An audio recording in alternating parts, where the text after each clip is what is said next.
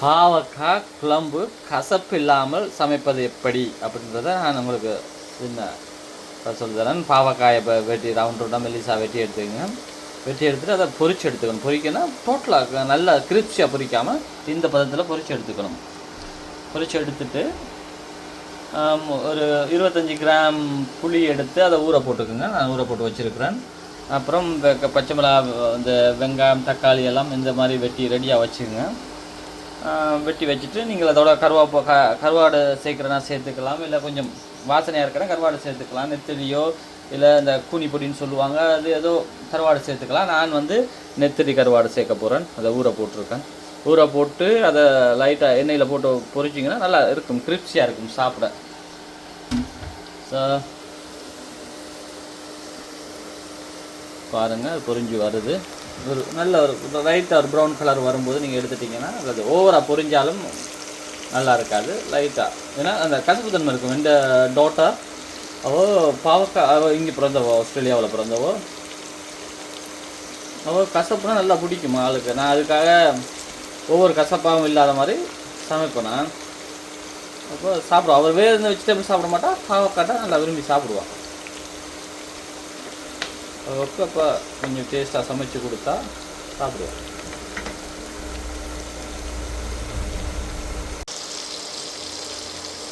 நான் அதுக்கப்புறம் இந்த கருவாடையும் கொஞ்சம் பொரித்து எடுத்துக்கொண்டேன். ஏன்னா சின்ன குழந்தைகள் சாப்பிடும்போது கருவாடை நீங்கள் அப்படியே கறிக்கில் போடும்போது இதில் சின்ன சின்ன முள்ளுகள் இருக்கும், பிள்ளைகளுக்கு குத்துறதுக்கு வாய்ப்பு இருக்குது. ஸோ அதை நம்ம கொஞ்சம் பொரித்து எடுத்துட்டோம்னா பிள்ளைகள் சாப்பிடும்போது இந்த முள்ளும் சேர்ந்து பொரிஞ்சிடும், சாப்பிட்றதுக்கு நல்லா இருக்கும். குழம்புல போட்டாலும் குழம்பும் வாசனையாக இருக்கும், பிள்ளைகளும் சாப்பிடுங்கள். நம்ம பயப்பட தேவையில்லை முள்ளு குத்திமோ பிள்ளைகளுக்கு அப்படின்னு.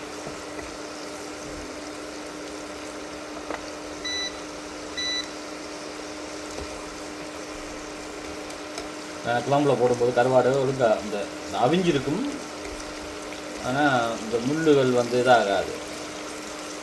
பொரிச்சு எடுத்துட்டோம்னா முள்ளுகள்லாம் பொரிஞ்சிடும். நான் இந்த நெத்திலியோட வயிற்றில் இருந்தது எல்லாத்தையும் நான் கிள்ளி எடுத்துட்டேன். ஏன்னா அப்படியே போட்டால் அந்த வயிற்றில் இருக்க அந்த அது தெரிந்தான நெத்திலி கருவாடை அவங்க செய்யும்போது அந்த மீனை அப்படியே காய போட்டுருப்பாங்க. அந்த வயிற்றில் உள்ளதெல்லாம் க்ளீன் பண்ணியிருக்க மாட்டாங்க. நீங்கள் அப்படியே சமைக்கும் போது கசப்பு தன்மை ஏற்படும். அந்த கசப்பு தன்மை எடுக்கிறதுனா நீங்கள் வயிற்றில் உள்ளதெல்லாம் கிள்ளி எடுத்துட்டேன். நான் கிள்ளி எடுத்துட்டேன் எல்லாத்தையும். கருப்பு கருப்பாக இருக்கும், அதெல்லாம் கிள்ளி எடுத்து கழுவிட்டிங்கன்னா கொஞ்சம் நல்லாயிருக்கும்.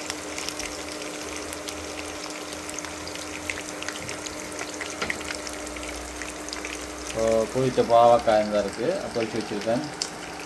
இப்போ அடுத்து நம்ம இதோட அடுத்து மசாலா அதெல்லாம் சேர்த்து இந்த குழம்பா செய்ய போகிறோம். நான் ரொம்ப தண்ணியாக வைக்க போகிறதில்ல, அப்படி பரட்டி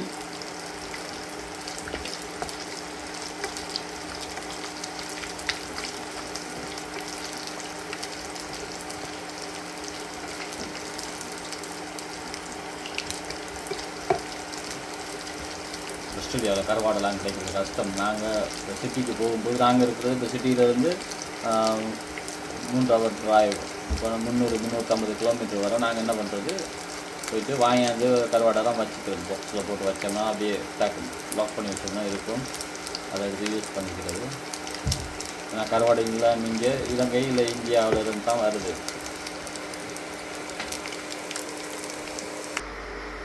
நான் இப்போ கருவாடை எல்லாம் பாவக்காயெல்லாம் பொரித்து எடுத்துட்டேன். இப்போ நான் வேறு சட்டியை வச்சு கொஞ்சம் நல்ல அந்த கருவாடு பொரிச்ச எண்ணெயிலேயே நம்ம செய்யக்கூடாது. பாவக்காய் பொரிச்ச எண்ணெயிலே, ஏன்னா கசப்பு தன்மை அந்த எண்ணெயில் இருக்கும். அதை நீங்கள் எடுத்து போட்டு வேறு எண்ணெயை ஊற்றிருக்கணும். இதில் நான் பார்த்திங்கன்னா கருவேப்பிலை ஏன் இப்படி இந்த கலரில் இருக்குன்னா, நான் இங்கே கருவேப்பிலை கிடைக்கிறது கஷ்டம். அதனால் நாங்கள் என்ன பண்ணுவோம், கிடைக்கிற டைமில் எடுத்து அதை கொஞ்சம் ட்ரை பண்ணி வச்சுக்குவோம். அதில் நாங்கள் கொஞ்சம் கடுகு, சீரகம், பெருஞ்சீரகம் சேர்த்து அதை இப்போ தாளிக்க போகிறோம்.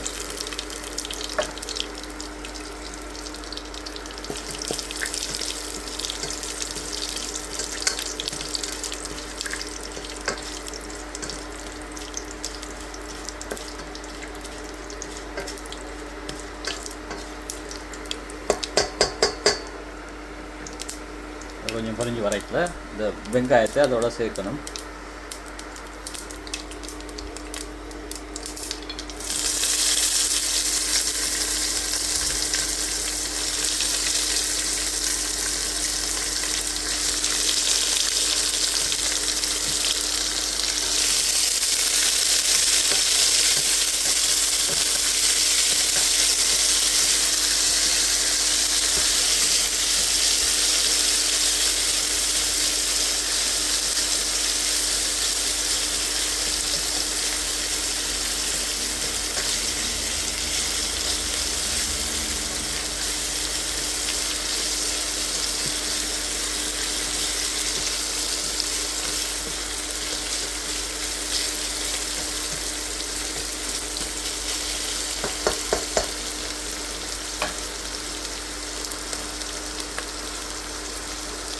நல்ல வெங்காயம் பொன்னிறமாக வர வரையும் நல்லா வதக்கி எடுக்கணும். அதை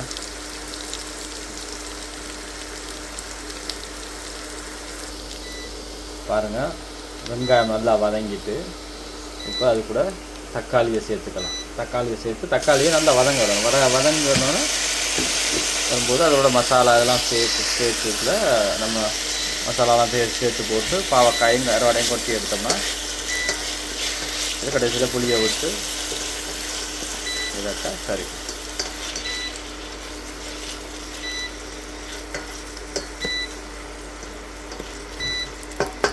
கசப்பே இருக்காது, நல்லா இருக்கும் பாவக்காய் குழம்பு.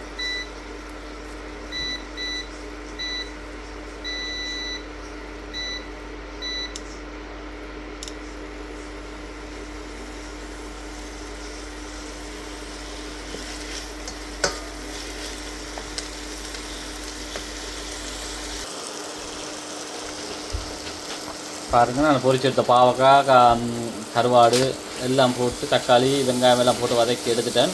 புளியை ஊற்றிட்டேன்.